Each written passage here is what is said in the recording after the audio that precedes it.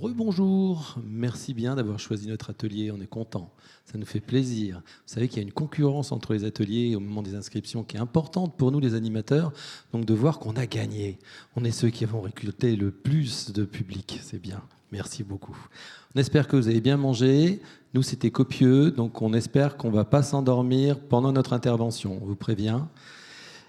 On est là pour évoquer ce qu'on a vécu à midi, finalement, un moment de convivialité. On va essayer de le transformer aussi en convivialité entre nous, ce fameux terme consacré que sont les pratiques sociales et culturelles dans les bistrots et cafés en France, qui est déjà situé dans l'inventaire du patrimoine culturel immatériel, #alimentation naturellement.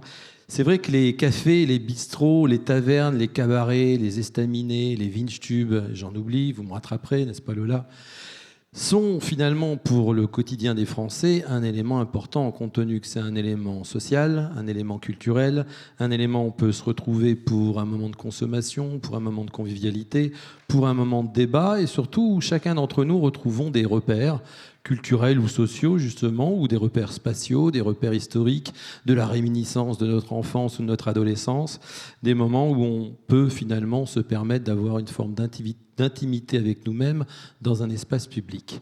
Cette identité partagée que sont les bistrots de quartier en milieu urbain ou les bistrots de village, on en profite tous à des carrefours de différentes générations et en profitant, on essaye de temps en temps de transmettre à nos enfants de l'intérêt d'aller au bistrot. Et déjà, d'aller au bistrot, cette terminologie peut avoir deux représentations dans l'esprit des gens. Alors, c'est quelquefois des lieux qui sont fragilisés, on se retourne dans des espaces très ruraux, c'est des espaces qui sont en mutation économique, en mutation culturelle, compte tenu de la pluriculturalité de nos sociétés, et c'est des espaces qui, malgré tout, articulent un rôle dans notre vie, voire articulent notre vie en tant que rôle en tant que tel. Et c'est des espaces qui amènent à réfléchir sur notre façon de faire vivre cette notion patrimoniale qu'est le patrimoine immatériel de notre identité locale, régionale, nationale, européenne et tutti quanti. Pour ce faire, pour débattre de ce sujet, j'ai autour de moi de nombreuses personnes, non seulement Céline, à ma gauche, donc à votre droite, qui est chef cuisinière et gérante d'un restaurant qui s'appelle Côté Court, charmant bistrot ou charmant établissement de bistronomie, peut-être, c'est Céline qui dira comment elle signifie son propre établissement, et qui se trouve à Azay-le-Rideau. Benoît Collat, qui est notre historien et auteur de l'invention des cafés parisiens, vous me rattrapez si je me trompe, tout va bien, merci beaucoup. Alain Fontaine, qui est notre président de l'association des bistrots et cafés en France, et de l'Association française des maîtres restaurateurs, et puis Lola Tebelem, qui n'aime pas qu'on l'appelle Lola Tebelem, mais qui préfère qu'on l'appelle Marcel Ratafia, qui est journaliste et autrice. Merci beaucoup à tous les quatre d'avoir décidé de venir ici, en Touraine, parmi nous. Alors pour certaines personnes, c'est beaucoup plus facile, compte tenu que ce sont déjà des locales de l'étape. Mais on va essayer, tous autant les uns que les autres, d'apporter déjà notre propre définition individuelle de ce que peut être l'intérêt d'aller au bistrot, voire d'inscrire un élément tel que les bistrots et cafés en France en tant qu'élément patrimonial. Et puis on va ensuite essayer d'apporter notre opinion globale sur des questions liées au bistrot, où j'espère qu'on ne sera pas d'accord. Parce que si on est d'accord, c'est lisse et le public s'ennuie. Donc le but, c'est qu'on se déchire les uns les autres. On est bien d'accord ? On va commencer par Céline. On va faire une question simple, Céline, parce que Céline a l'habitude de venir sur une table ronde, parler devant un public, vous doutez. Restauratrice, elle passe son temps à venir sur scène. Donc simplement, vous avez déjà un micro, Céline ? Il va falloir prendre un micro. Alors, on commence par taper dessus pour voir s'il est ouvert, et on dit merci Régie. Voilà. Un truc tout simple. Votre établissement, comment vous le percevez, vous, en tant que bistrot ? Et surtout, finalement, vos consommateurs, vos clients, est-ce que réellement ils le perçoivent comme un bistrot ? On me voit plus comme un petit restaurant traditionnel, mais dans mon esprit, j'aime dire on est un petit bistrot dans le sens où on fait des choses accessibles, que des produits frais et une carte toute petite. Voilà. Et votre public le ressent en tant que tel ? Est-ce qu'ils disent qu'ils viennent au bistrot? Est-ce qu'ils disent qu'ils viennent voir un établissement de bistronomie quand ils passent votre porte? Plus bistronomique. Ouais. Voilà. On essaiera de définir tout à l'heure la bistronomie. Merci beaucoup. Benoît, micro, Benoît, si possible. C'est comme à l'école. Quand je dis un prénom, il faut prendre son stylo. Voilà.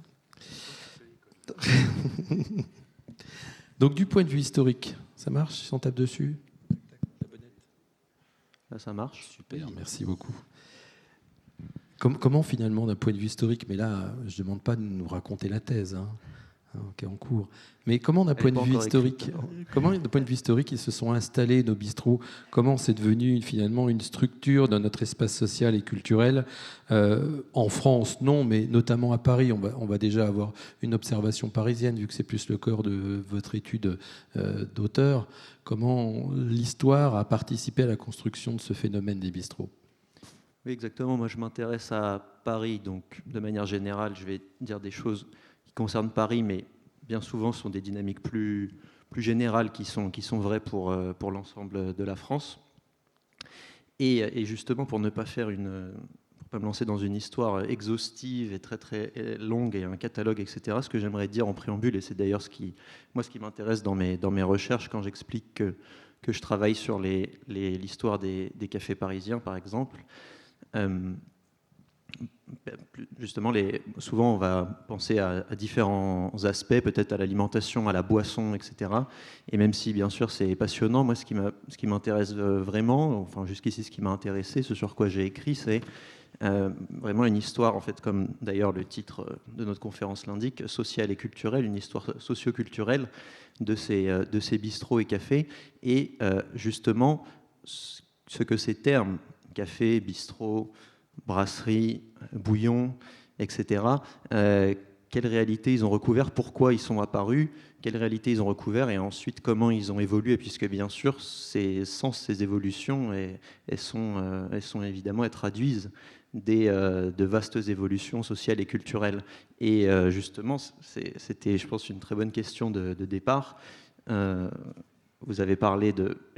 Alors, qu'est-ce que les gens entendent par le bistrot? C'est ça qui est intéressant, c'est que même aujourd'hui, par le passé et jusqu'aujourd'hui, en fait, chacun va projeter différentes choses. Souvent, je pense qu'on va pouvoir s'accorder sur certaines grandes caractéristiques, mais parfois, on va projeter des choses différentes. Par exemple, si je dis café, certains vont penser plus à la restauration, d'autres directement au débit de boisson, et puis le côté plus populaire ou plutôt le grand café parisien. Donc, déjà là, dans notre titre, bistrot et café, je pense qu'on a les deux termes en fait principaux qu'on utilise souvent et qui vont en fait se référer à deux un peu imaginaires différents, plutôt d'une histoire populaire, les bistrots, et puis plutôt voilà, le café, notamment parisien, on va dire plus bourgeois pour le dire vite. Est-ce qu'il y a eu des heures historiques importantes pour le sujet du bistrot sur la place de Paris, par exemple? Est-ce qu'il y a eu des dates particulières ou des Oui. Alors, ce que je voulais ajouter d'ailleurs, c'est que jusqu'à la fin du 19e siècle, en gros, le bistrot et le café, ça va être assez nettement différent. Aujourd'hui, après, dans la décoration, dans le public, dans ce qu'on y sert, ça va être plus flou. Mais jusqu'à la fin du 19e, ça va être encore nettement distinct. Et on va souvent parler... Alors, le bistrot, c'est un terme qui apparaît fin 19e, mais on parle de cabaret ou de marchand de vin. Jusqu'à cette époque-là, ce sont des établissements, alors, en étant historien, il ne faut pas dire immémoriaux, de tout temps, etc., mais enfin très anciens, qu'on retrouve partout depuis l'Antiquité. Alors que le café, c'est plus nettement situé historiquement, avec une décoration, une clientèle, des usages particuliers, comme le mot l'indique, on va y consommer du café, et pas forcément du vin. Et donc ça apparaît à Paris fin XVIIe siècle, et ça a vraiment un essor au XVIIIe siècle. Là, on pense justement au Paris des Lumières, aux échanges intellectuels, etc. Il y a cet aspect-là qui est assez important. La discussion, le débat au café. Et puis ensuite, au XIXe siècle, encore d'autres évolutions. Je ne vais peut-être pas me lancer dedans, mais d'autres termes qui apparaissent, les brasseries par exemple. Et comme je vous le disais, à la fin du XIXe, XXe, c'est ces deux, le bistrot et le café, qui vont un petit peu se réunir. Mais... je crois que j'ai déjà mentionné un aspect qui est très important, qui fait en partie l'identité du café et du bistrot d'ailleurs, c'est cette dimension de l'échange, de la discussion. On peut y aller seul. D'ailleurs, au café, justement, on a des tables, des chaises individuelles qu'on peut bouger, alors que dans les bistrots, dans les marchands de vin, dans les cabarets avant, on avait des grandes tablées, moins modulables, plutôt c'est établissement plus de groupes. Mais ensuite, au café, on peut venir seul ou à plusieurs, lire le journal. Évidemment, le journal, c'est quelque chose de très important. L'époque où ça coûte cher et que le café est un abonnement. Et cette dimension d'échange. Je pense qu'aujourd'hui encore, c'est quelque chose qui nous vient directement et qui est encore constitutif de l'identité du café. Tout ça sans nous avoir encore parlé de bistrot, avec l'origine du terme peut-être. Mais je ne sais pas lequel des quatre ou des deux, peut-être ici, que vous êtes plus...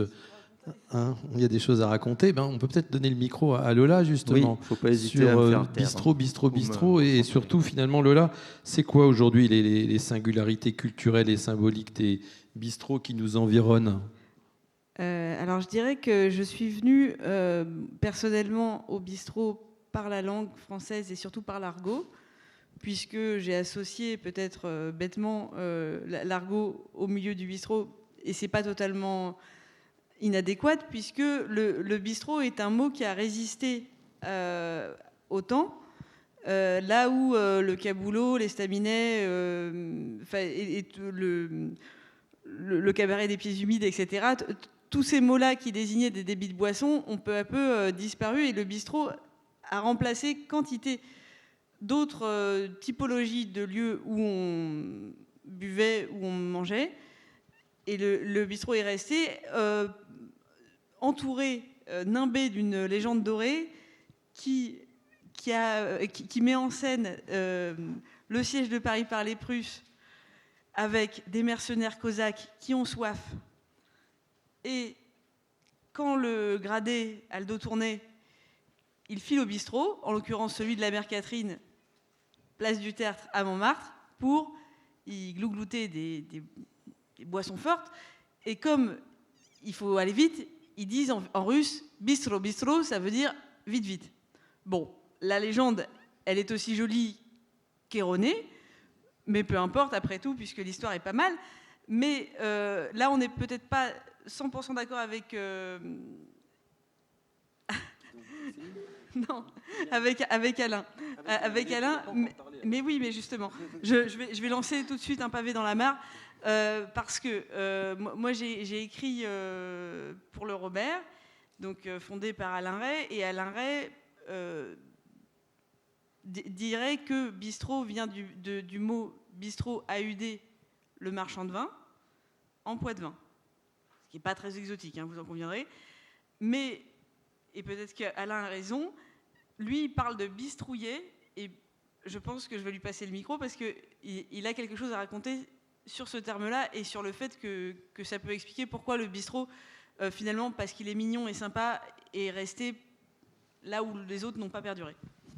Merci Lola pour cette belle transition. Alain, on va vous donner la parole finalement, non seulement pour nous parler de bistrouiller, mais aussi nous expliquer finalement quels sont les défis que doivent relever les bistrots pour continuer d'exister tels qu'on les connaît, que ça soit de manière totalement subversive ou dans notre imaginaire.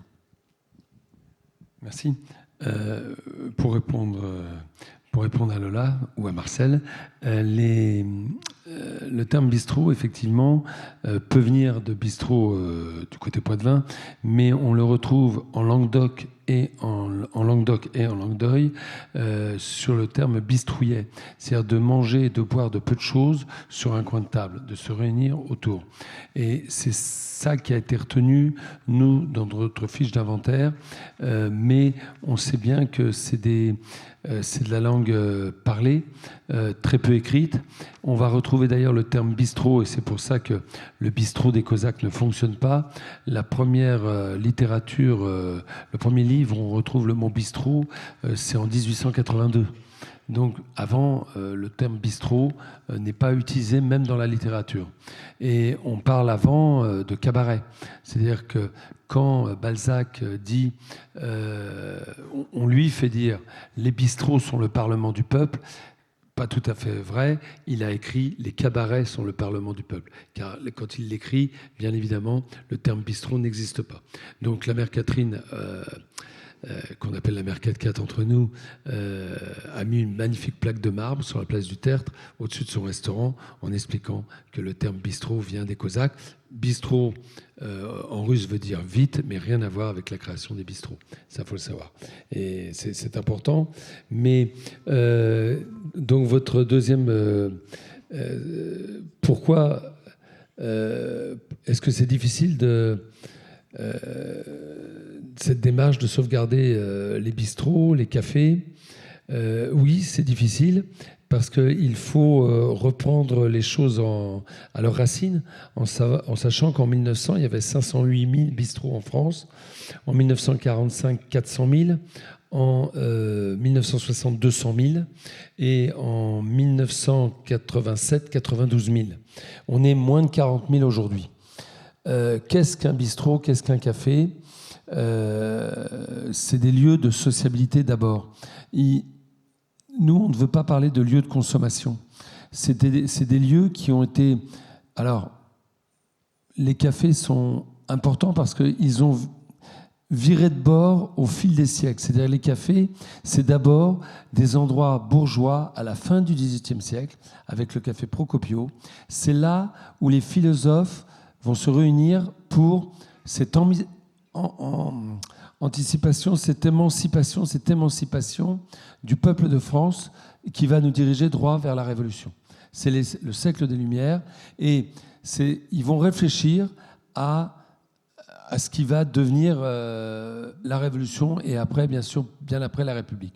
Mais ça se passe dans ces cafés. Donc, c'est la bourgeoisie qui s'y installe, qui va discuter pendant très longtemps dans ces cafés.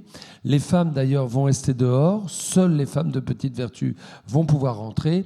Et des patrons de café pas tout à fait fous vont s'apercevoir que ces dames légitimes qui attendent dehors, elles attendent des fois pas assises, sans rien devant. Donc, ils vont mettre des chaises, ils vont mettre des tables. Et donc, les terrasses vont naître comme ça, de par le côté machiste des hommes qui veulent rester entre eux pour discuter politique et autres affaires de l'avenir de la France. Et puis, les cafés vont devenir des lieux ouvriers où on va continuer à discuter très fort. Donc, les politiques vont être présents dedans, le syndicalisme aussi.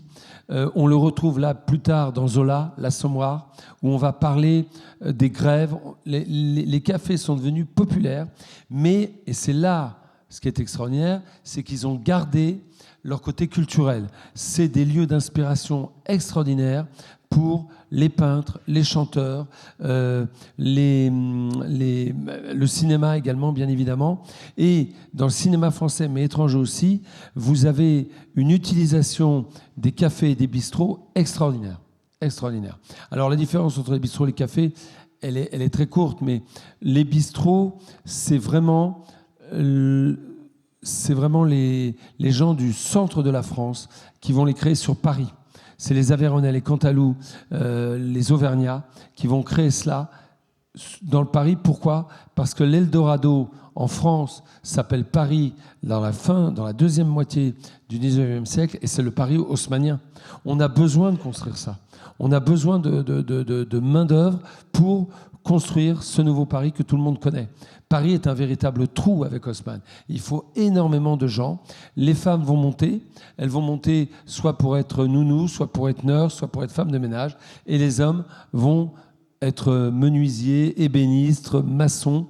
Et ils vont vivre dans des quartiers insalubres qu'on leur a réservés. Ça peut faire rire aujourd'hui, mais c'est la butte Montmartre. C'est la butte aux Cailles, c'est des villages qui n'existent pas encore, qui ne sont pas à Paris. C'est-à-dire que Paris les récupérera après. C'est-à-dire qu'on parle déjà d'un grand Paris à l'époque. C'est des villages à l'époque. Et ils vivent dans des conditions insalubres. Et c'est là où, effectivement, ils vont décider d'une 5e pièce, entre autres. C'est-à-dire ils vont se réunir dans des endroits qu'ils vont appeler bistrouillets. Voilà. Et c'est pour ça qu'on retrouve ce terme, et ça va devenir bistrot. Voilà. Mais il y a aussi des marchands de vin. Et c'est pour ça que plus tard, on va retrouver dans les bistrots des marchands de vin et des marchands de charbon qui vont devenir bougnières. Alors, tout ça est ancré, pour en revenir à votre question, tout ça est ancré dans notre ADN. Parce que nos bistrots, dans les grandes villes, mais également dans les villages, nos cafés et nos bistrots, sont des lieux populaires, c'est des lieux de travail. C'est là où les travailleurs se retrouvent. Parce que le travail est dur à l'époque, que ce soit dans les champs ou que ce soit dans les usines. Il ne faut pas oublier qu'on est dans la révolution industrielle, dans cette deuxième partie du 19e siècle. On est en pleine industrie lourde et dure. C'est les mines, c'est le charbon. Le pétrole, on n'en parle pas encore. Les gens meurent dans les mines.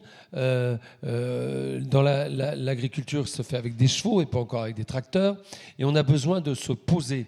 Et dans les villes également. Et donc les cafés, d'abord, les bistrots, sont devenus des lieux de travail. Et c'est rentré dans la mémoire collective des Français. C'est-à-dire que c'est en nous. Et puis au fil des années, même s'ils ont disparu petit à petit, on a tous une histoire avec nos bistrots et nos cafés. Tous. Personne. Aujourd'hui, il y a pratiquement le dernier recensement, 68 millions, on va dire 70 millions. Personne ne peut dire qu'il n'a pas une histoire avec un bistrot ou un café. Avec le grand-père qui l'emmenait, avec le père, avec son environnement. Certains se sont construits dans les bistrots parce qu'il y a une transmission, il y a un vocabulaire, il y a effectivement un langage dans les bistrots. Et ce qui fait que ça forme des gens, ça construit des gens, c'est transgénérationnel, ça l'a été longtemps dans les campagnes, et c'est ce qui manque aujourd'hui.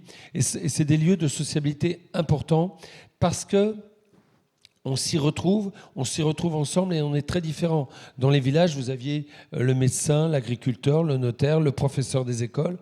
Bref, c'est des endroits qui ont marqué notre vie, qui ont marqué notre histoire aussi. On reviendra peut-être tout à l'heure, mais ça a marqué profondément notre histoire.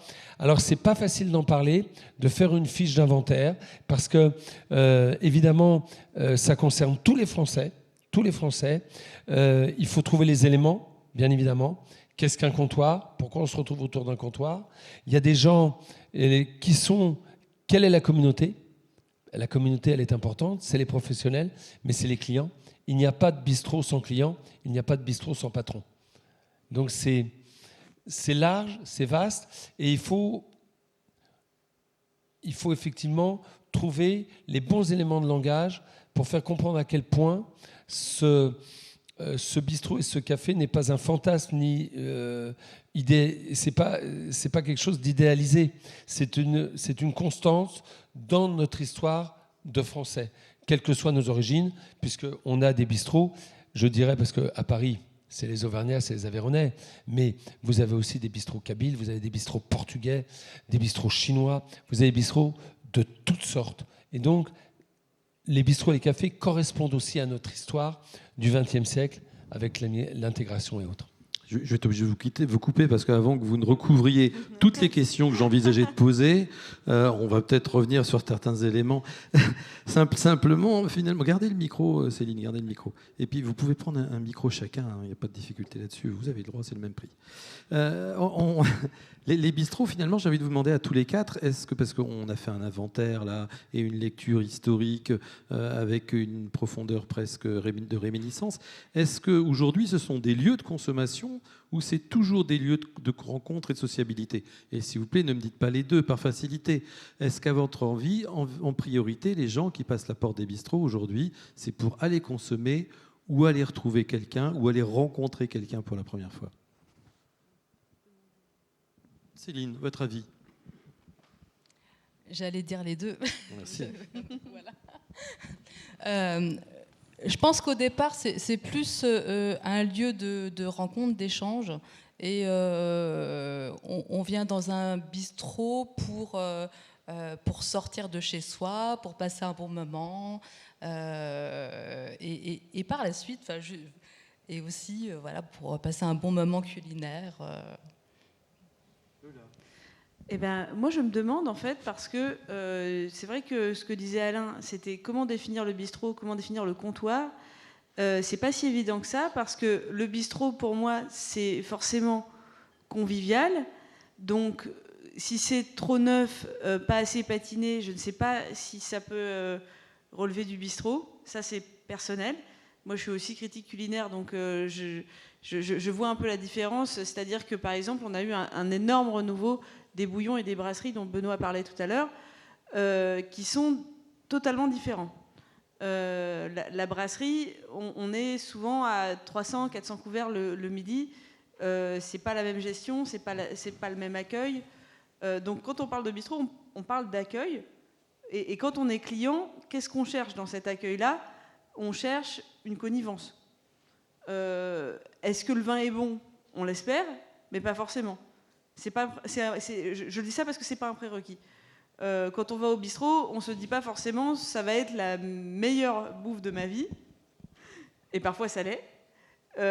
Mais je crois que ce qu'on attend avant tout, c'est la chaleur humaine.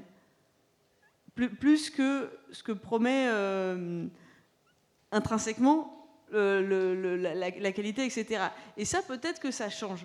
C'est-à-dire que moi, j'ai travaillé sur un livre avec Yves Candebord qui, lui, passe pour avoir co-inventé la bistronomie.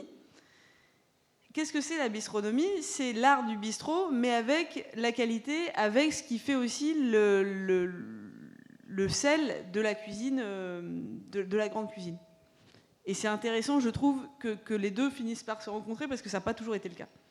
Juste pour reprendre, il est clair que la qualité ne se prononce pas uniquement à travers la production culinaire qui nous est présentée dans notre assiette, non, mais essentiellement, comme le démontrent beaucoup de travaux de sociologie, par l'ambiance que nous fait profiter l'espace dans lequel on partage ce repas. Et c'est plus ça finalement qui s'ancre à l'intérieur de notre cerveau au moment de profiter de ce moment de partage. Je continue finalement dans le questionnement parce qu'Alain nous a emmené sur beaucoup de pistes et je vais reprendre au fil de l'eau une de ces pistes. Et la dernière évoquait celle de ces différents bistrots qui ramènent finalement des communautés à se réunir entre eux. Vous avez parlé de portugais, par exemple, je crois, ou kabyle, je vous ai dit. Finalement, est-ce qu'à votre avis, aujourd'hui, les bistrots sont plus dans l'air du temps de réunir des communautés ou au contraire de réunir des acteurs locaux entre eux, voire à avoir un esprit plus régional ou national? C'est quoi finalement l'angle de lecture du bistrot aujourd'hui? Communautaire ou plutôt au contraire d'un rapprochement de localités géographiques? C'est clairement des catalyseurs de sociabilité. Quand je dis catalyseur de sociabilité, ça veut dire qu'on se... vous voulez lui passer la parole? Non. Ça veut dire que les bistrots, les cafés sont capables de réunir. Et c'est la différence avec les restaurants. Et je dirais, c'est pas une attaque contre la bistronomie. La bistronomie, elle a été inventée en 91-92 par un journaliste. Mais la bistronomie, c'est l'art de faire de la cuisine de bistrot dans un restaurant. C'est l'art de faire de la cuisine de bistrot dans un restaurant. Et il n'y a pas d'autre définition que cela. Après, on peut habiller façon bistrot. Moi, je connais même des bistrots qui n'ont pas de comptoir. Ça me gêne un peu parce qu'Antoine Blondin disait que le meilleur métal pour l'amitié, c'est le zinc. Voilà. Le zinc, alors pourquoi le métal? Le zinc, je vais faire une parenthèse. Le zinc, c'est du métal, c'est fait de plomb et d'étain. En fin de compte, ça vient de l'étain. Avant la guerre, on appelait ça des comptoirs en étain. À partir de 1940 et surtout en 1944, on va appeler ça le zinc. Car la Wehrmacht, quand elle arrive en France, a besoin, pour ses obus et ses soudures électroniques, elle a besoin de plomb et elle a besoin d'étain. Et ils vont arracher, c'est la Wehrmacht, on ne parle pas d'autres cellules de l'envahisseur, on parle de la Wehrmacht, des gens, des combattants, des ouvriers et autres. Et ils arrivent, ils ne savent pas parler français, bien évidemment, et ils vont demander le zinc, et en allemand, Zinger. Le zinc, c'est Zinger. L'étain, c'est Zinger. Et donc, ils vont demander le zinc, Zinger. Et ils vont enlever comme ça le Zinger, les zinc. Et forcément, les Français qui réduisent tout, parce qu'il y a un petit peu de fainéantise dans le langage, quand les patrons vont récupérer leur bar, vont reprendre leur bar, est-ce que tu as gardé ton zinc? Et non plus, est-ce que tu as gardé ton comptoir en étain? Mais le zinc, c'est très récent. Le nom zinc, ça vient de 1940, au moment de l'invasion allemande. Voilà, c'était juste une chose d'histoire, mais qui est intéressant à savoir. C'est très jeune, le zinc, c'est à peine 80 ans. Et donc, si vous voulez, c'est des catalyseurs de sociabilité, ces comptoirs également, et ces bistrots et ces cafés. Ça réunit tout le monde, et c'est l'avenir. C'est l'avenir qui a été fortement menacé, et c'est pour ça qu'on fait cette démarche patrimoniale, parce que ça appartient au patrimoine, je l'ai dit tout à l'heure, des Français. La mémoire collective, c'est à l'intérieur c'est en nous.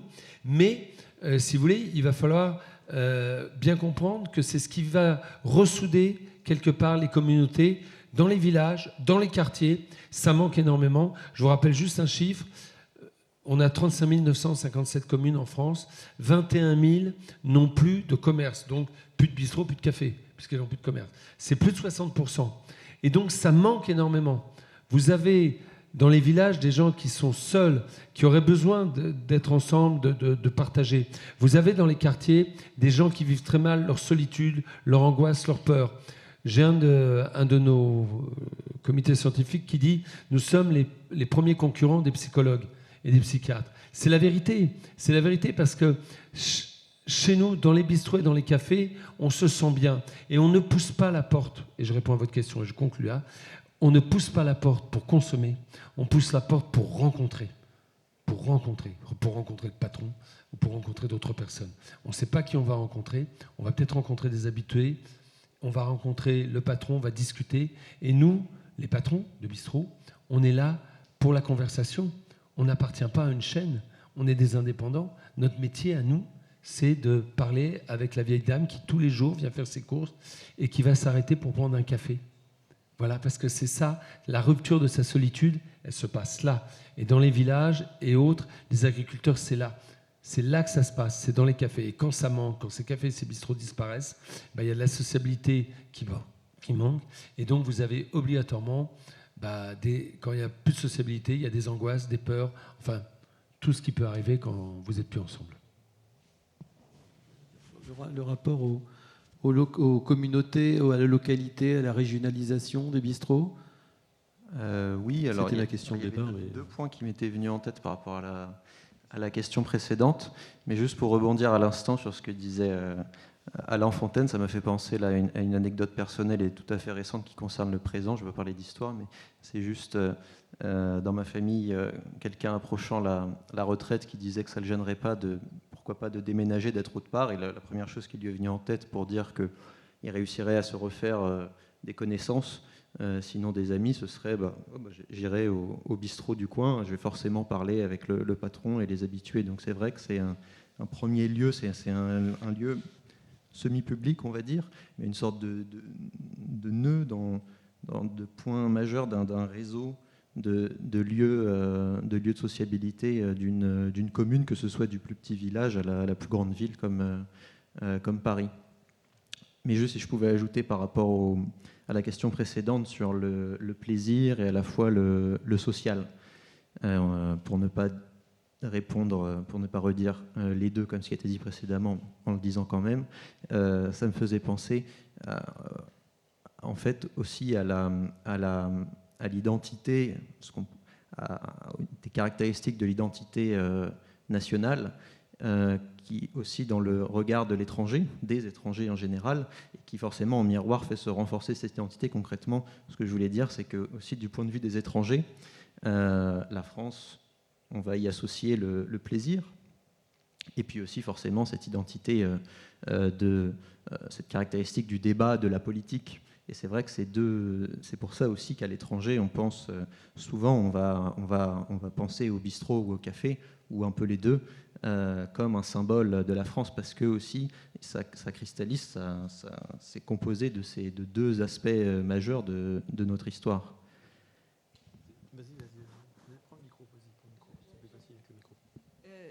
En fait, je vous entends parler de communauté, je trouve ça intéressant parce que c'est vrai qu'il y avait des cafés de communauté et c'est ça qui est constitutif aussi du tissu de bistrot.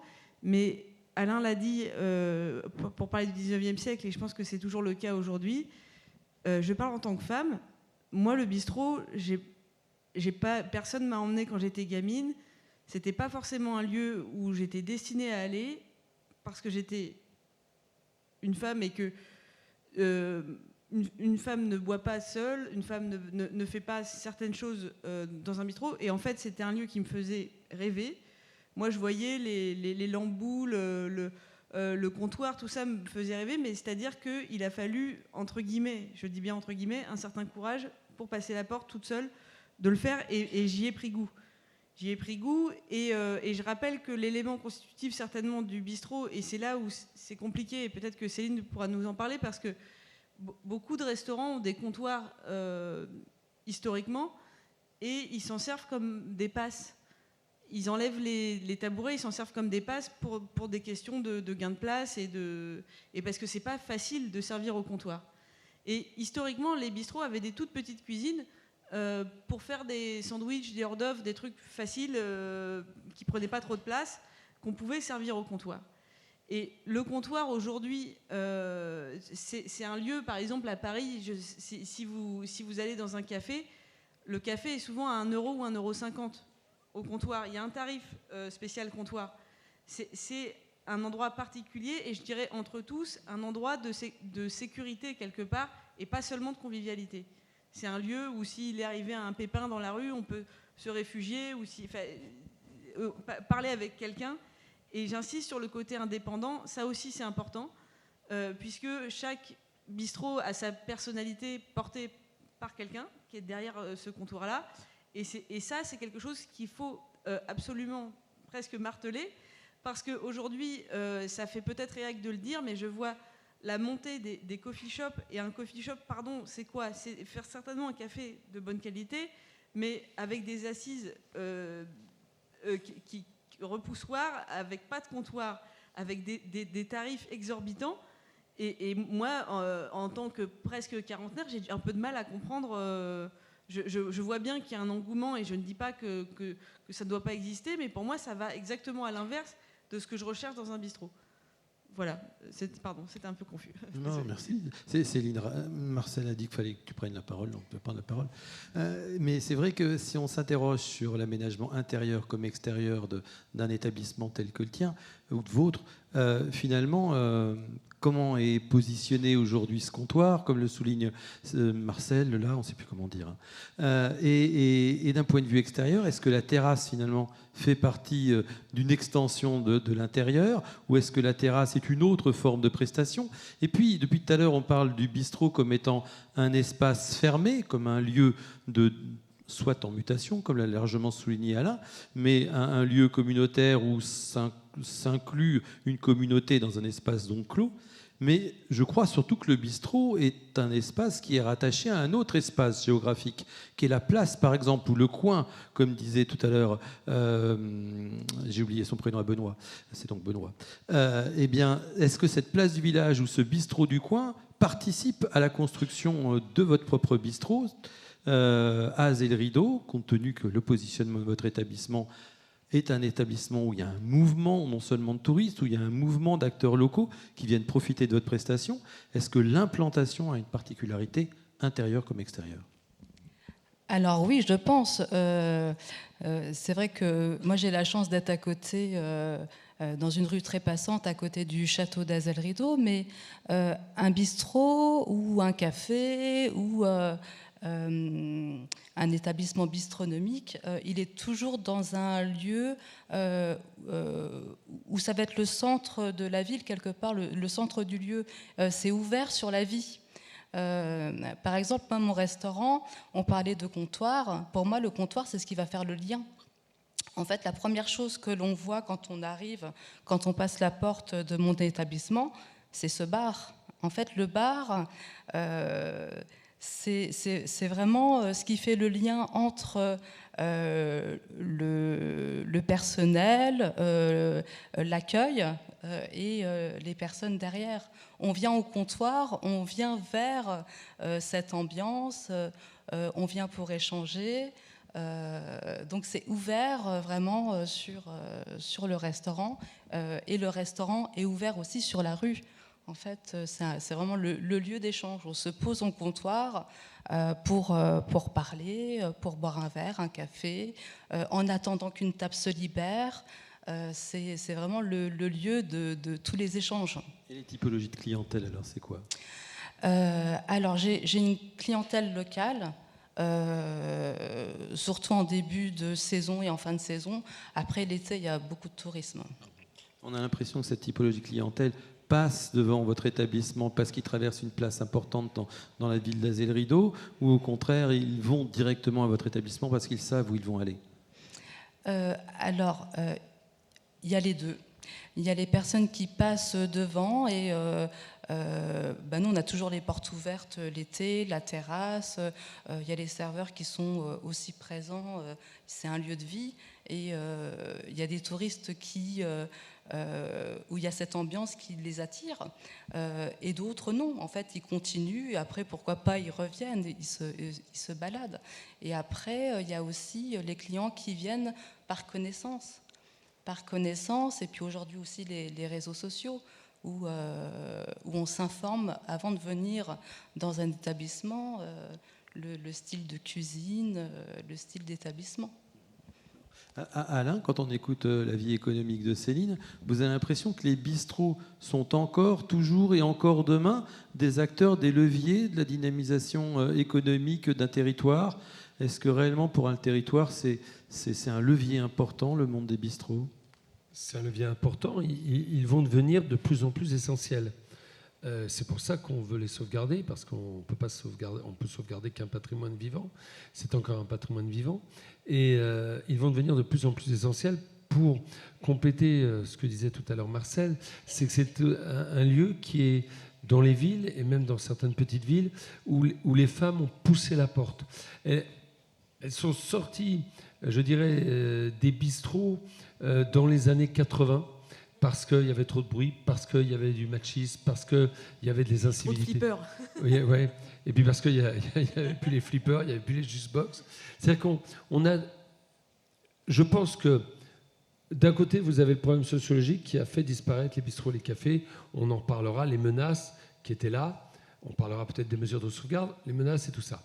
Mais nous, les patrons de bistrots et cafés, on n'a pas été bons. On n'a pas été bons parce qu'on n'a pas vu que ces menaces-là, on les doublait avec, par exemple, on a décidé de mettre des tables à la place de jukebox ou de baby-foot, voyez-vous ? Et on a dit aux jeunes, vous n'êtes pas notre clientèle en fin de compte. C'était moche. On ne leur a pas dit comme ça.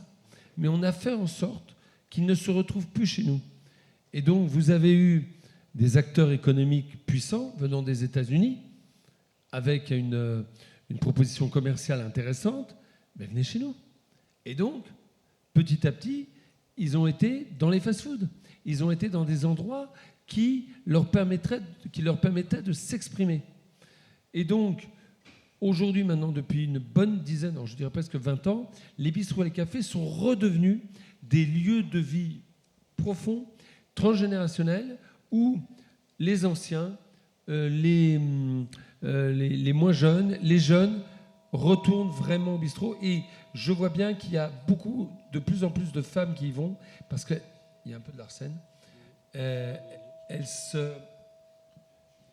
Les femmes, si vous voulez, se retrouvent de plus en plus dans les bistrots et cafés. Pourquoi ? Parce que vous avez des moments suspendus dans ces bistrots et ces cafés. On a l'habitude de dire dans notre association que nos plus belles histoires d'amour et d'amitié se sont faites dans les bistrots et les cafés. C'est une vérité. Beaucoup se sont rencontrés là, ou alors on s'est rencontrés autre part, mais le premier rendez-vous, on donne dans un bistrot et dans un café. Le restaurant, c'est formel.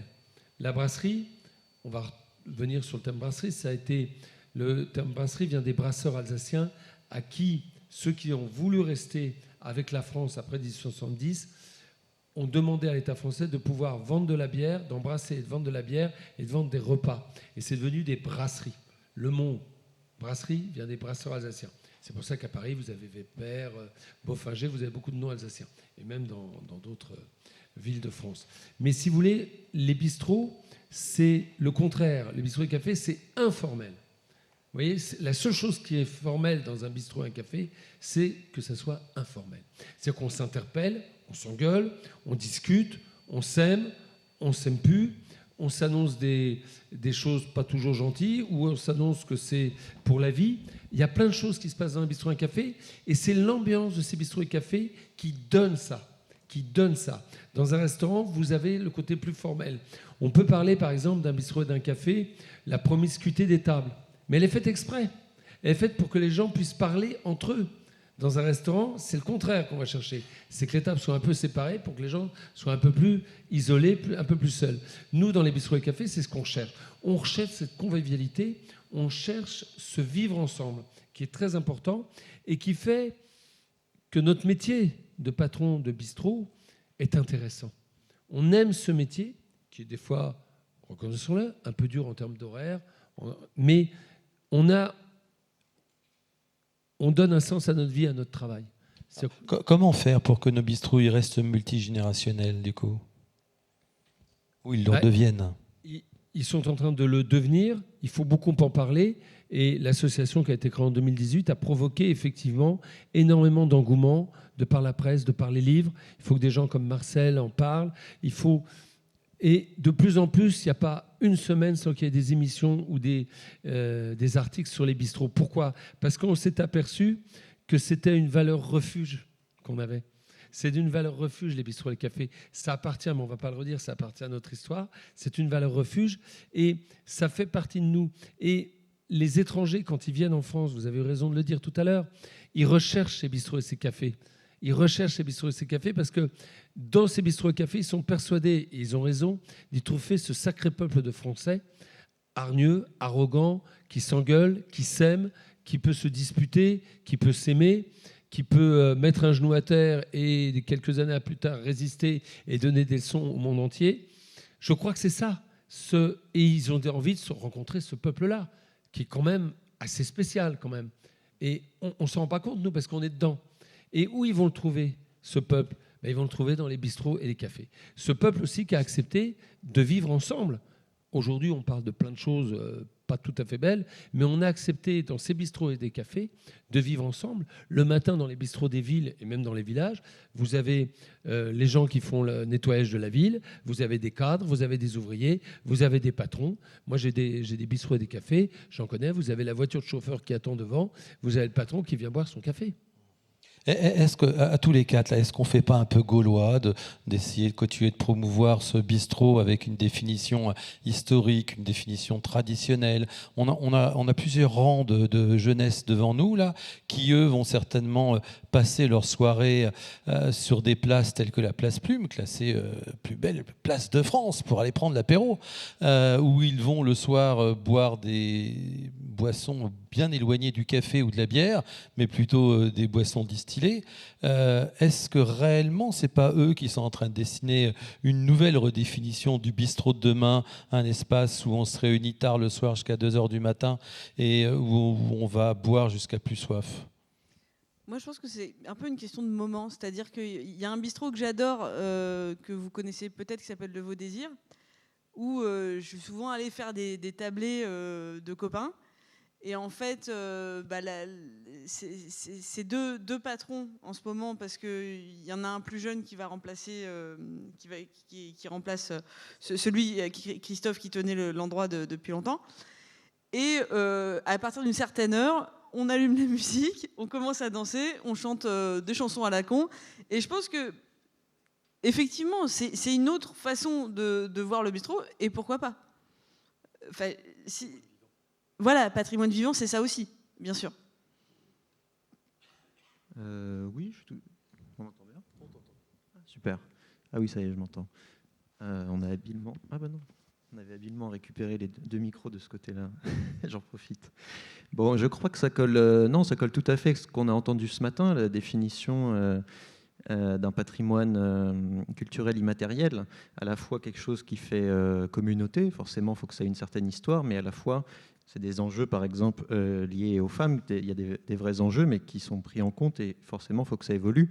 Mais dans ce que vous décrivez, moi, personnellement, que ce soit les boissons distillées qui ont un certain âge d'or au fin 19e siècle, ou la chanson, avec notamment des goguettes, donc des sociétés de chanteurs au début du 19e, ça ne me paraît pas spécialement nouveau, mais de toute façon, il faut que tout ça bouge. Donc non, je pense qu'au contraire, ce qu'on dit colle parfaitement. En effet, le danger, c'est de ne pas vouloir fossiliser, on va dire, par une patrimonialisation, par une vue patrimoniale, en tout cas, fossiliser un certain bistrot. Voilà, il faut, voilà, en effet, toutes les caractéristiques qu'on imagine. Voilà, le comptoir en zinc, bon, qui n'est pas du zinc, mais voilà, la chaise tonnet, la table, etc. Il n'y a pas forcément besoin d'avoir toutes les caractéristiques exhaustives, de servir que du café ou de la bière. De toute façon, historiquement, il y a pléthore de boissons pour que ça colle. Au contraire, je pense que non. Au contraire, je pense que ce qu'on dit correspond bien. Et d'ailleurs, pour être passé place Plume,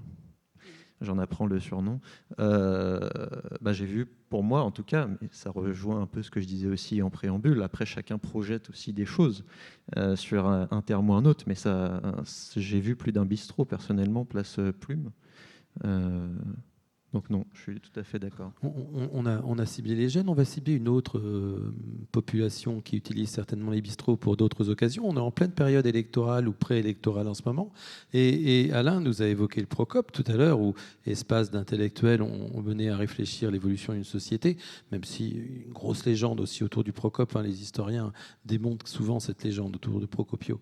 Et est-ce que dans l'histoire, il y a d'autres espaces à Paris qui ont été réputés, des espaces bistrots bien sûr, qui ont été réputés pour être légendaires concernant des moments politiques particuliers, quel que soit le siècle?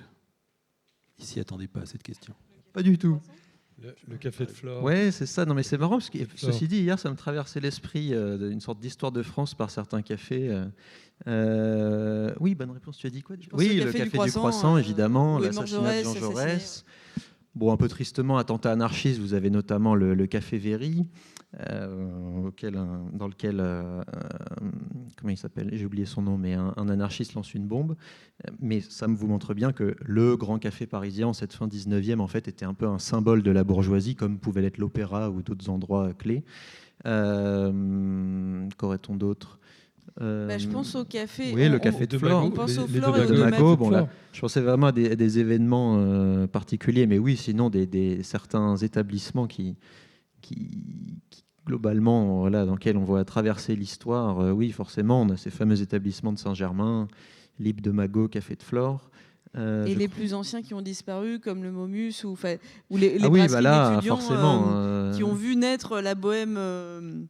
La bohème littéraire qui est menée notamment par Henri Murger, qui a écrit le livret le livre qui a donné le plus fameux opéra de Puccini. Le livre en lui-même n'est pas terrible, mais il raconte bien que les étudiants de l'époque étaient plus intéressés par la vie des bistrots que par les études, à vrai dire. Pardon de dire ça dans une université. Oui, beaucoup d'établissements disparus, oui, bien sûr aussi. Ouais. Je crois que les bistrots et les cafés dans toutes les villes ont des histoires, même à Bordeaux, puisque le révolutionnaire des Moulins est parti de Bordeaux, je crois le café des cadets, enfin je ne me rappelle plus comment ça s'appelait, ou les cadets de Bordeaux qui sont partis. Donc dans toutes les villes, à Marseille c'est les bars. Alors il faut dire qu'à Marseille il n'y a pas de bistrot et de café, il y a des bars. Chaque région a effectivement un nom. Et dans le Nord, c'est les estaminets. Mais dans l'histoire, on en parlait, dans l'histoire littéraire, vous avez effectivement l'Assommoir de Zola, où le café, l'estaminet, est repris. Et puis, de tout temps, les politiques se sont accaparés les bistrots et cafés. Je m'amusais mais je pense qu'il l'a fait pour nous soutenir. Le président de la République actuelle a lancé sa campagne de 2022 avec un interview dans un bistrot, un café, pour rappeler les bistrots et les cafés. Mais partout, dans tous les villages, qu'on soit maire, qu'on soit député, sénateur ou aller plus haut, on va dans les bistrots et les cafés parce qu'on sait qu'on va pouvoir discuter, on va pouvoir rencontrer les gens. Vous avez les bistrots et les cafés de marché sont très importants. Quand vous avez un marché, vous avez obligatoirement un café ou un bistrot. Et les bistrots, dans l'histoire de France, sont très importants. Il faut savoir, ils sont tellement importants, historiquement, que Napoléon III, et vous allez voir, ça va rejoindre l'administratif, je dirais, Napoléon III avait décidé que c'était des lieux de complot. Il avait demandé au préfet de l'époque de surveiller ces bistrots et ces cafés parce que c'était des lieux de complot et de scission. Et donc, il fallait les surveiller comment? En mettant une licence. Et une licence, la fameuse licence 4. Voilà. La licence 4 est née sous Napoléon III. Et d'ailleurs, toutes les licences. Et on va être surveillé comme ça. Et cette licence 4 va être abrogée. Et vous allez voir, cette histoire de licence 4, elle va être abrogée en 1871 après la Commune, remise en vigueur en 1914 parce que dans ces bistrots et ces cafés, c'est des lieux de complot, mais également d'espionnage allemand. Et donc, il va falloir les surveiller de très près. Cette licence 4 va être abrogée à nouveau en 1921 ou 23, je ne me rappelle plus trop, et elle va être remise en vigueur en 1940, le 29 juillet 1940 ou 41.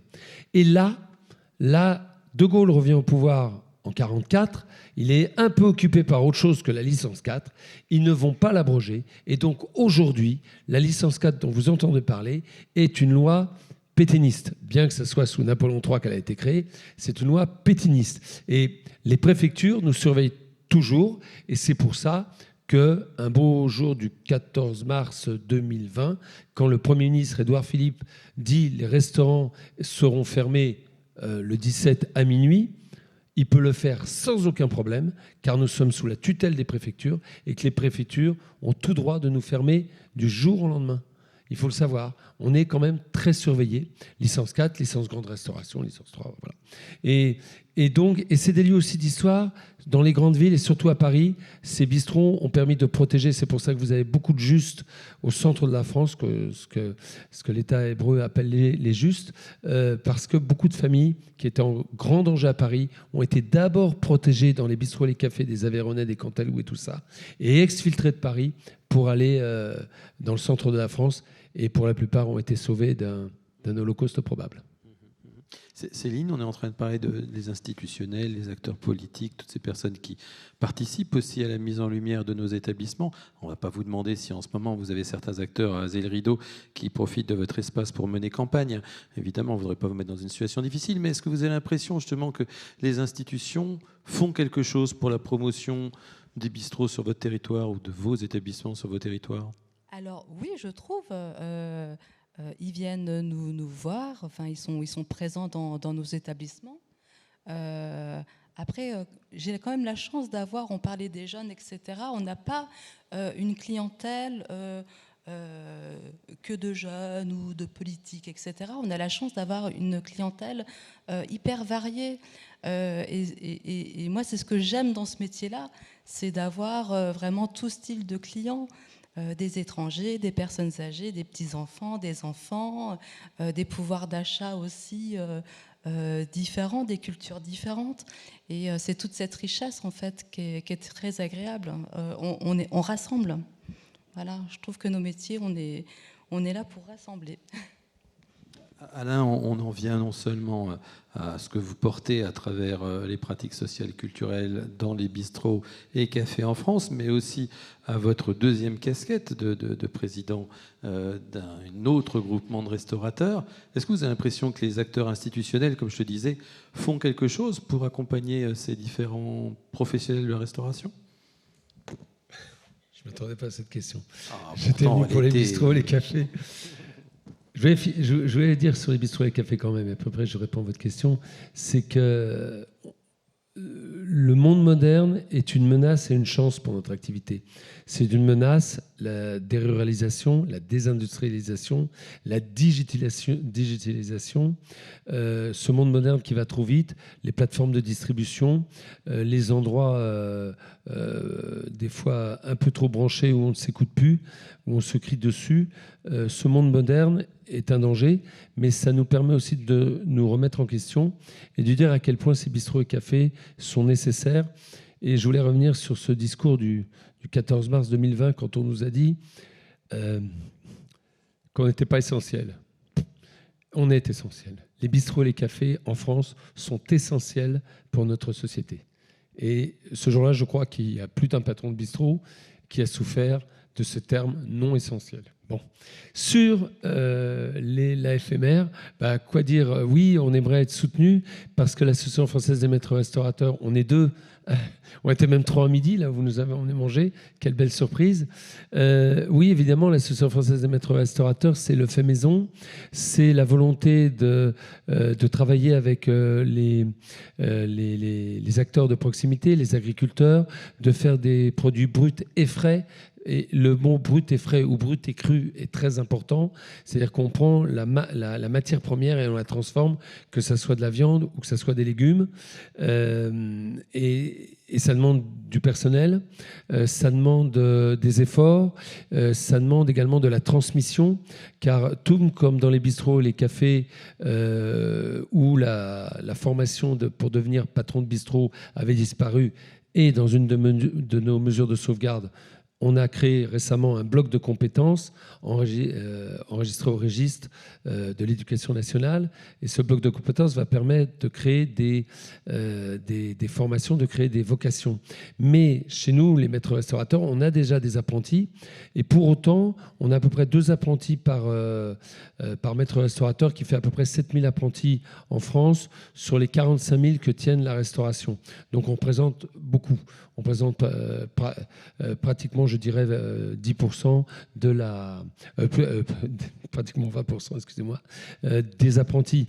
Donc, il y a de la transmission, il y a de la volonté, il y a aussi l'anti-gaspi. Comme on travaille avec la proximité, on fait attention à l'environnement, tout comme on le fait dans les bistrots et les cafés, car... contrairement au coffee shop, excusez-moi, je reviens toujours sur mon truc de base. Contrairement au coffee shop, nous, quand on sert une tasse de café à quelqu'un, c'est très rare de voir cette personne la jeter dans la rue. Par contre, quand les gens prennent leur café très cher dans un coffee shop, au mieux, le gobelet, là, vous savez, qui a vidé les forêts d'Amazonie ou autres, ce gobelet finira dans une poubelle et au pire dans un caniveau. Donc je veux dire que les bistrots et les cafés, c'est vraiment essentiel. Et c'est l'avenir.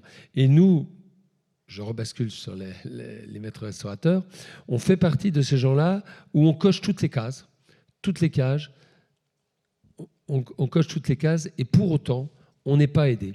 Alors, effectivement, on a une masse salariale qui est très forte, parce que comme on a des gens pertinents et compétents, on les paye bien. C'est-à-dire que bien souvent, nos salaires avoisinent au démarrage aux alentours de 2 000 € net. Et il faut payer ça. Et quand vous savez que les charges sociales, vous doublez, quand vous payez quelqu'un de 2 000 €, c'est 4 000 € que ça vous coûte. Et donc, on a des masses salariales de plus de 40%, alors que des fast-foods, on ne va pas dire leur nom, ils sont à moins de 25%, avec de la précarité d'emploi. C'est-à-dire que quand on embauche des gens dans ces fast-foods, on embauche des emplois précaires tant au niveau du temps qu'au niveau du salaire. Alors donc, il y a cela, et ils payent la même TVA que nous.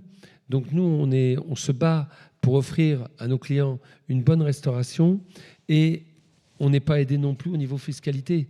Donc c'est vrai que c'est un combat.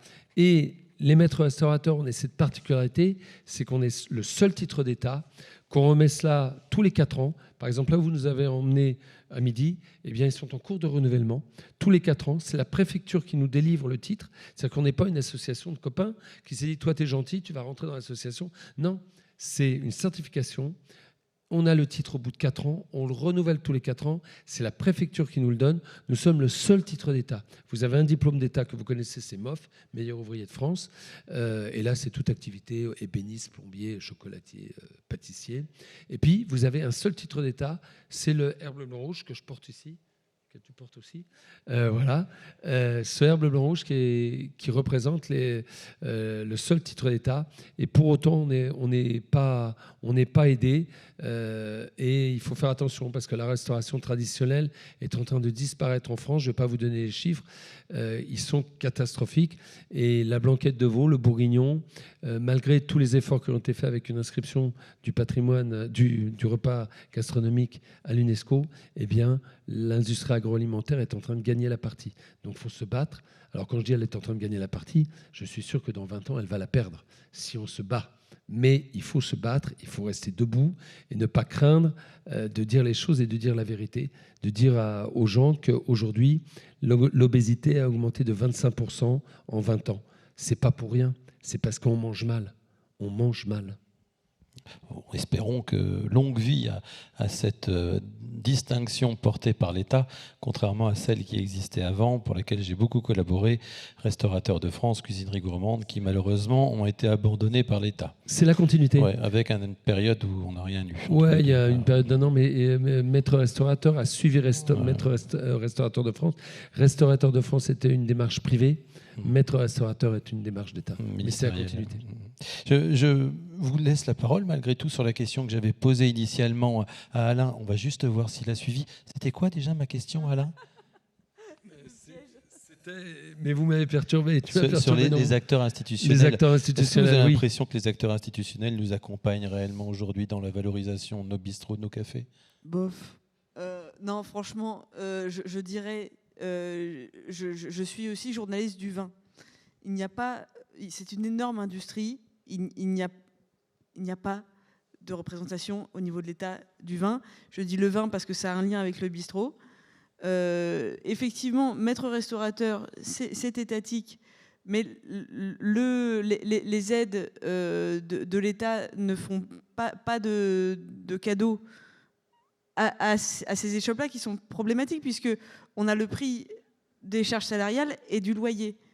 Dans des grandes villes, je pense à Paris, mais certainement à Tours, dans les grandes villes de France, c'est une problématique. Et je vois aussi des communes qui sont prêtes à payer des gens pour venir s'installer, pour animer des bistrots, puisqu'ils savent très bien que c'est ça qui va pouvoir faire repartir la machine du cœur de ville. Et ce que je voudrais dire, c'est que des bistrots, il y en a de toutes sortes. Un bistrot, c'est une personnalité d'abord. J'ai commencé au fooding, où franchement, des bistrots, j'en ai vu de toutes les sortes. Et qu'est-ce qui compte? C'était l'envie d'accueillir, l'envie de faire des choses sympathiques et d'accueillir du monde. Et je pense qu'il faut aider vraiment ça, parce que sinon, comme on le pense tous, c'est l'uniformisation qui gagne, c'est la standardisation, et c'est, je dirais même pas les Starbucks Coffee, parce que je crois que le problème est plus global. C'est que les repas pris dehors et les cafés, les coups à boire, etc., qui ont un peu disparu puisque beaucoup de gens bossent en télétravail et tout ça, eh ben, c'est quelque chose en moins dans le cœur de la société. Enfin, ça fait beaucoup de responsabilités quand on se dit est-ce que je prends un café au Nespresso ou est-ce que je vais le boire au bistrot, mais quelque part, pour quelques euros, on participe aussi à quelque chose qui nous fait du bien, mais à quelque chose qui fait du bien à l'économie globale. C'est important de le dire, je crois, parce que l'État ne nous aide pas. La question, c'est sur le soutien des institutions. Là, pour rester dans le thème, je crois que mon avis sera celui à peu près du café du commerce. Enfin, je n'ai pas de... Là, pour le coup, mon expertise, disons, historienne ne sera pas utile, donc je n'ai pas d'avis. Dans l'histoire, on n'a jamais vu des moments où, au contraire, on a été accompagné ou au contraire freiné? C'est une bonne question. J'avoue que c'est pas ce sur quoi je me suis le plus penché. Alors en effet, là on parlait tout à l'heure les interdictions, les restrictions, puis à l'inverse l'ouverture. Donc le simple fait en 1880 de déclarer une ouverture et hop, donc là le chiffre des bistrots a explosé. Mais d'un point de vue donc sur l'autorisation, la surveillance des bistrots, ça évidemment. Jusqu'aujourd'hui, c'est quelque chose de présent, mais alors sur les aspects plus fiscaux, là, non, je ne vais pas broder, je n'ai pas d'éléments en particulier. Historiquement, on a été quand même aidé, parce qu'on a été le seul pays à être aidé comme ça, je crois, avec les Allemands, mais j'en suis pas sûr, c'était un peu moins, c'est quand même pendant le Covid. C'est pour vous dire l'importance que les politiques attachent à la restauration française, à cette capacité d'être ensemble. Ça a été démontré ce matin. Le soft power qu'est la cuisine, la restauration, est d'une importance capitale en France. Et pendant le Covid, on a été aidé plus que n'importe quel autre pays, très clairement. Donc si on demande si un jour, historiquement, l'État a fait quelque chose pour nous, oui, il l'a fait à ce moment-là. Ça a sauvé des entreprises qui auraient sûrement coulé. On pourrait en parler. Ça a permis à d'autres qui étaient très bien d'investir, mais de racheter des établissements qui auraient pu couler. Mais 80% de la restauration française a été sauvée. Il faut comprendre qu'aujourd'hui, on serait 2 fois moins. Ça ne serait pas passé. Donc, historiquement, on a été aidé pendant pratiquement 24 mois. Et je crois qu'il faut toujours se rappeler, parce qu'on a tendance, les années passent très vite. Pourtant, il n'y a pas longtemps, c'est il y a à peine 5 ans. Et on a beaucoup été aidés. Et pour autant, il faut continuer à travailler. Mais il faut compter sur nous. Pourquoi nous, on fait cette démarche de sauvegarde des bistrots et des cafés ?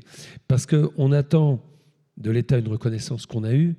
Et ça a été une fantastique bonne nouvelle.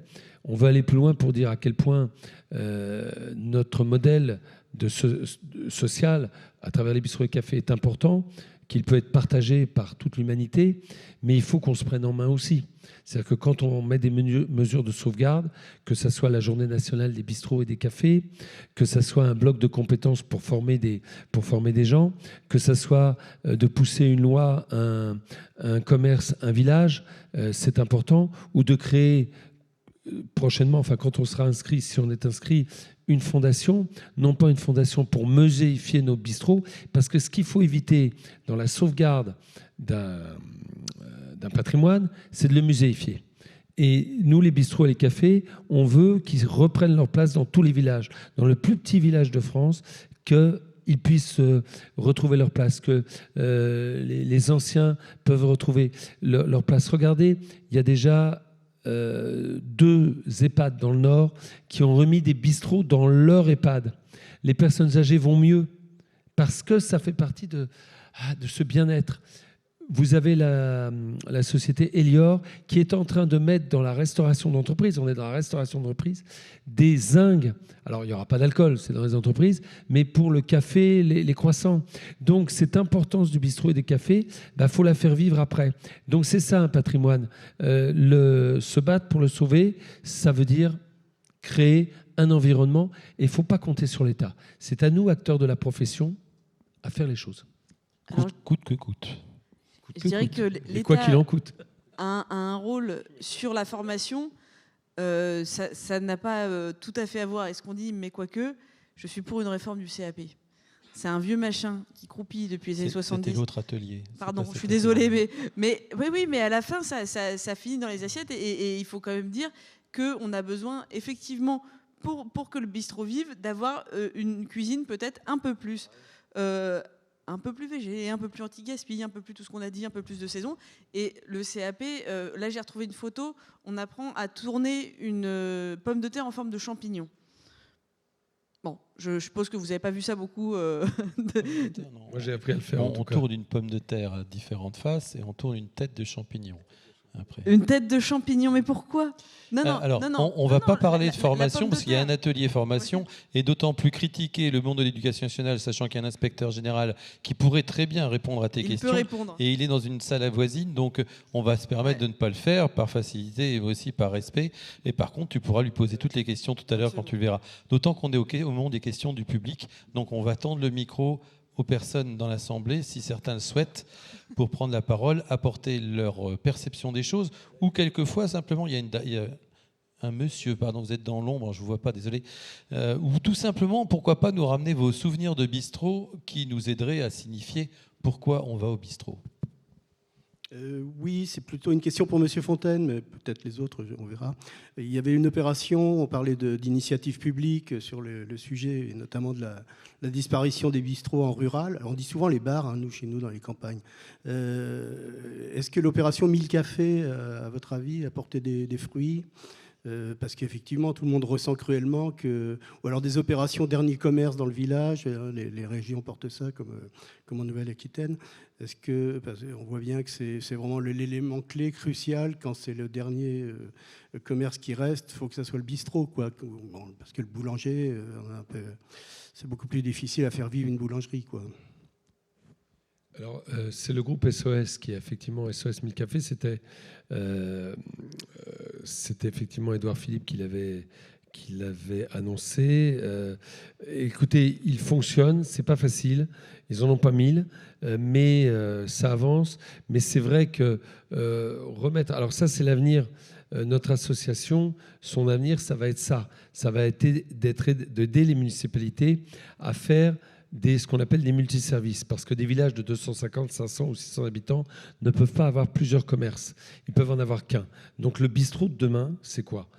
Dans les villages, c'est bistrot, café, PMU, FDJ, buraliste, produits de première nécessité, le pain, le maraîchage et effectivement le distributeur d'argent qui est dans le bistrot. Donc ça sera ce qu'on appelle un multiservice pour que l'âme du village renaisse. Parce que quand le dernier commerce, vous avez 2 types de derniers commerces qui disparaissent, c'est soit la boulangerie, soit le bistrot, l'un ou l'autre. C'est plus souvent le bistrot, le dernier. Et quand le bistrot disparaît, c'est terminé. L'âme du village a disparu. Vous pouvez avoir des gens qui circulent. Vous avez aujourd'hui 25% des gens qui vivent dans les villages qui sortent moins d'une fois par semaine. Moins d'une fois par semaine. Pourquoi ? Parce qu'ils n'ont plus de bistrot, ils n'ont plus de café.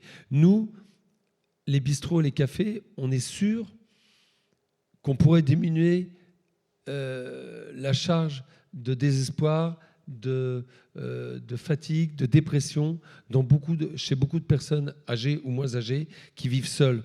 Et la solitude, c'est la pire des maladies. C'est celle qui vous crée toutes les maladies. Donc, si vous voulez, je pense que les bistrots et les cafés, et votre question est juste, c'est effectivement de recréer dans les centres-bourgs ou dans les centres-villages, de recréer une animation. Donc SOS 1000 Cafés tente de le faire. C'est pas simple. Il y a Bistrot de Pays aussi qui tente des choses. Mais tant qu'on ne va pas dire, et je reviens sur la question, il faut que les institutions à un moment nous aident au niveau administratif et au niveau financier.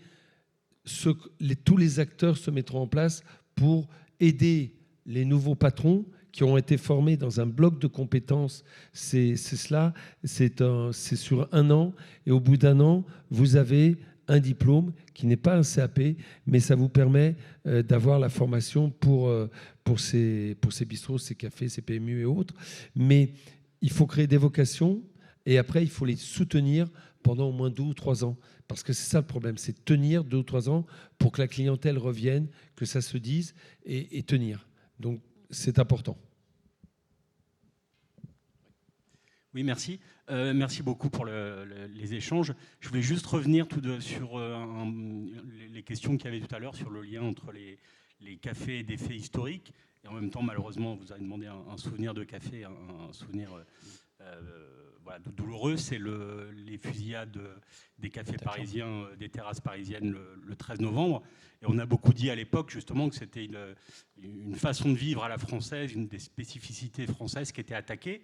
Et on l'a bien vu que un des actes de résistance a été dès le lendemain, le surlendemain, les Parisiens qui sont retournés dans les cafés. Et voilà, je voulais justement, est-ce que c'est pas un élément à l'appui de votre dossier que une des pratiques sociales et culturelles en France particulièrement bien ancrées, c'est la fréquentation de ces bars et bistrots. Alors, oui. Enfin, moi, je voudrais, sans repartir dans des développements historiques, je veux juste dire que je partage ce point de vue. Je pense que j'y ai pensé d'ailleurs quand on parlait hier déjà, je pensais à cette histoire de France à travers les cafés. En effet, dans l'histoire la plus récente, souvent, il y a eu les JO l'an dernier qui ont été assez marquants, mais sinon, on pense souvent au Covid et juste avant aux attentats de 2015, dont c'est l'anniversaire dans quelques jours d'ailleurs. Et en effet, que ce soit le 13 novembre ou le Covid, alors vous avez développé, là, pour le coup, sur le Covid tout à l'heure, en effet, les bistrots, les cafés, les bars, vous pouvez utiliser le mot que vous voulez, pas de problème, ont été au cœur de ça. Donc oui, moi je suis d'accord. Je crois que la question de M. Mazières allait plus loin encore. Est-ce que réellement, finalement, prenons l'exemple de cette malheureuse époque que nous avons tous connue, est-ce que ça peut être représentatif comme une symbolique française d'être l'énergumène qu'est le français, de toujours arriver à faire barrière des mauvaises vertus, et que cette situation de retourner au bistrot le lendemain souligne ce symbole français? Oui, ça fait partie de cela. Le 13 novembre a été dramatique. On sait tous où on était ce jour-là, ça c'est clair.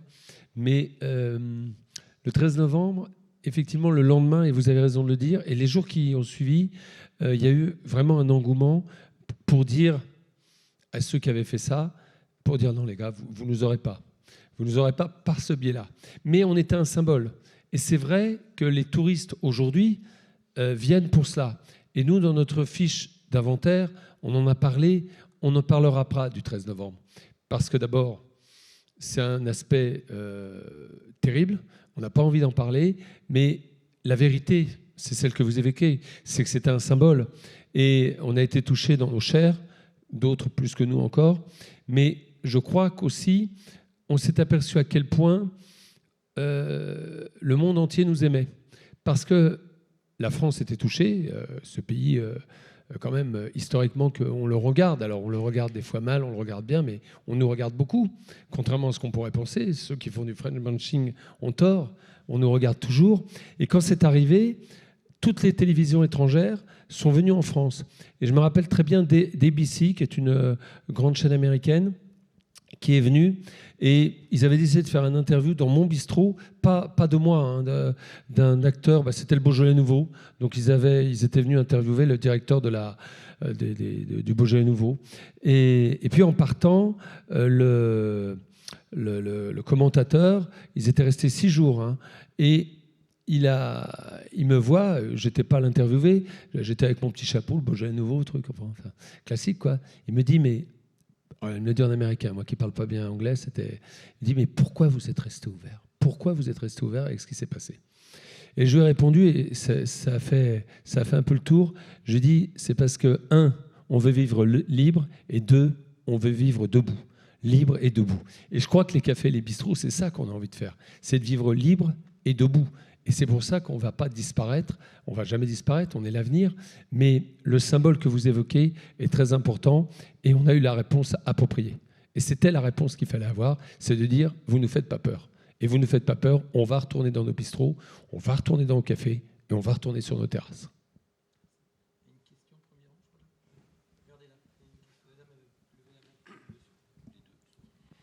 Oui, merci. Il y a quelque chose qui a été un petit peu évoqué. Moi, j'ai connaissance de quelques villages ou petites communes où la municipalité a repris, pour éviter une fermeture, repris les locaux et embauché quelqu'un, un salarié, donc municipaliser le bistrot. Est-ce que vous avez une notion de l'ampleur du phénomène, d'un, et de deux, qu'est-ce que ça vous évoque? Est-ce que vous pensez que ça peut être quelque chose d'avenir ou un pis-aller? Je me permets, je fais beaucoup le tour de France dans les régions et je vois la différence. Je vois, par exemple, parfois je traverse des régions où je n'ai pas trouvé sur 20 villages un seul café. Le constat, il est assez terrible, hein. C'est distributeur de pain, c'est pizza automatique. Enfin, je ne les nommerai pas ces régions-là, mais il y en a. Et je pense que toute commune a intérêt à ça. Est-ce que c'est chiffré? Ça commence à l'être, mais c'est un peu tôt pour le dire, parce qu'avant, on ne s'intéressait pas à ce phénomène-là, et que maintenant, je pense qu'on va commencer à la fois capitaliser et à la fois comptabiliser ce que ça rapporte. Et comme le disait Alain, un bistrot qui est payé par la commune ne peut pas être un simple bistrot, puisqu'il faut qu'il soit aussi dépôt de pain, aussi épicerie, aussi tout ça. Mais je pense que n'importe quelle personne qui habite un village voit le bienfait et est prêt à mettre peut-être la main à la pâte, qui sait, puisqu'on voit aussi qu'il y a des modèles qui sont associatifs, où il y a des tours il y a des bénévoles qui prennent le relais de salariés quand on ne trouve pas plus d'un salarié pour faire le job, parce qu'il faut aussi voir que tenir un bistrot, c'est un boulot de passionné, parce que ça prend un temps fou. C'est-à-dire c'est un sacerdoce, un bistrot. À partir du moment où on a le bistrot, qu'on ouvre la porte à 6h du matin, qu'on la ferme à 2h du matin, c'est pas toujours la même personne. Mais quand c'est la même personne, vous voyez un peu le volume horaire. Et on n'arrête pas. Donc c'est sûr qu'il faut voir ça comme une opportunité pour quelqu'un qui a vraiment envie de s'engager dans la vie locale. Et je pense qu'en tout cas, ce qui serait bien, c'est effectivement que ce soit chiffré, puisque ça permettrait de jeter la lumière sur ce phénomène-là et que ça donne envie aux communes qui recherchent ça de le faire, de passer le pas. Alors oui, pour répondre à la question de monsieur, effectivement, il y a de plus en plus de municipalités qui vont vers ce concept-là. Ça peut être des bistrots associatifs, comme Marcel l'a dit. Et puis après, ils travaillent, les municipalités vont avoir un outil supplémentaire parce qu'elles n'avaient pas la licence 4.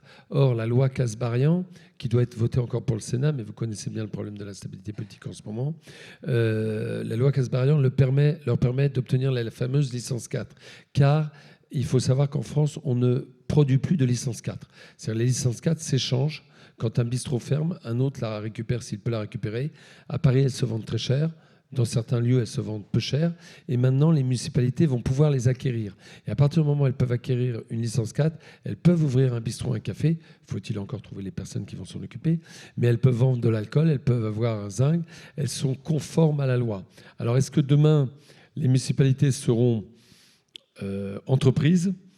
Tout est possible. Ça peut être une ouverture, une voie privée, d'aider des gens qui veulent s'installer, donner un sens à leur vie, à leur travail, des jeunes, des couples qui veulent s'installer, et une démarche personnelle et privée. Et puis ça peut être des municipalités qui décident soit d'avoir des employés municipaux qui travaillent dans ce lieu, ou soit effectivement de faire un café associatif.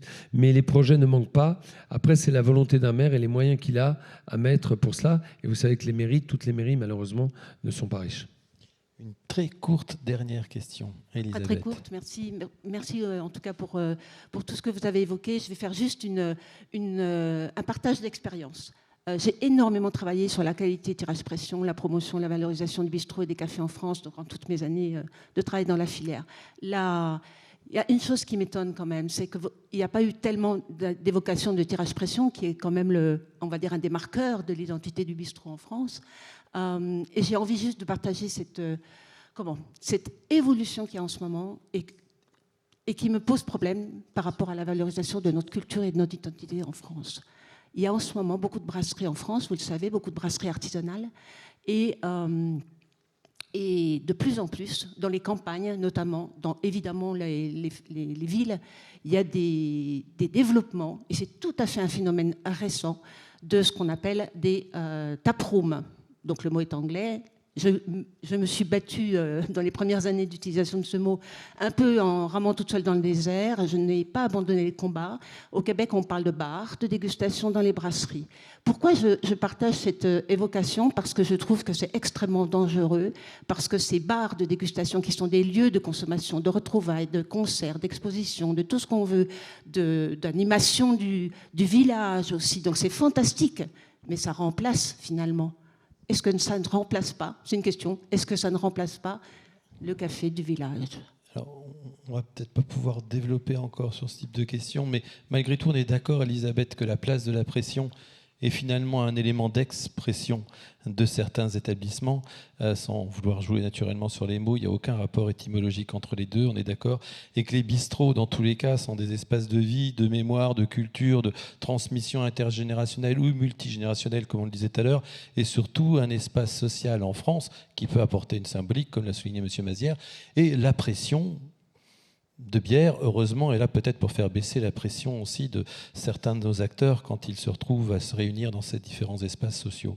Dans tous les cas, je voulais remercier les acteurs autour de moi pour nous faire comprendre qu'il y a des défis demain pour continuer de faire vivre nos bistrots et nos cafés en France, pour montrer qu'il y a une capacité à réinventer cet espace de vie sociale qui est à la fois familier et ouvert sur un avenir, même si on a une image très nostalgique aujourd'hui de ce sujet qui nous permet de faire reconnaître ce lieu comme un espace vivant et toujours en pleine mutation, et un espace vivant et toujours évolutif, et qui fait battre le cœur de certains espaces ruraux comme urbains, des villages comme des places de grandes villes, et qu'on soit chercheur, qu'on soit restaurateur, qu'on soit journaliste, qu'on soit historien ou représentant de communautés professionnelles ou communautés sociales, on devient tous fidèles au bout d'un moment à un lieu où on trouve une réminiscence de vie, on est d'accord, qui nous amène à avoir envie de donner un moment de part de notre vie à vivre dans un bistrot, ou avoir envie de raconter finalement ce qu'est un bistrot à nos yeux pour les générations à venir. Pour ça, merci beaucoup aux différents acteurs qui sont autour de moi, et merci à vous. À tout de suite pour une autre table ronde.